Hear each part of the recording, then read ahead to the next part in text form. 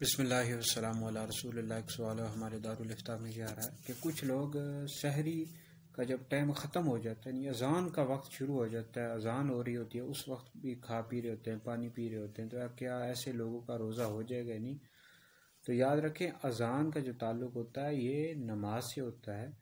سحری کا جو ٹائم ہے یہ پہلے ختم ہو جاتا ہے، اور آپ جو کیلنڈر کو اگر دیکھیں تو اس وقت یعنی اس پر ٹائم لکھا ہوتا ہے کہ کب سحری کا ٹائم ختم ہو رہا ہے۔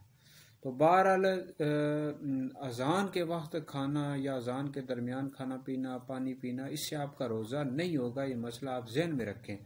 سحری کا ٹائم پہلے ختم ہو جاتا ہے اور مسجد میں بتایا بھی جاتا ہے کہ سحری کا ٹائم ختم ہو چکا ہے، اور کیلنڈر پر بھی موجود ہوتا ہے، تو اذان کے وقت لوگ کھا پی رہے ہوتے ہیں۔ تو بہرحال یہ ذہن میں رکھیں کہ اذان کے وقت یا اذان کے درمیان کھانے پینے سے آپ کا روزہ نہیں ہوگا۔ آپ جب سحری کا ٹائم ختم ہو، مسجد میں بتایا جائے، تو اس وقت آپ سحری کھانا بند کر دیں۔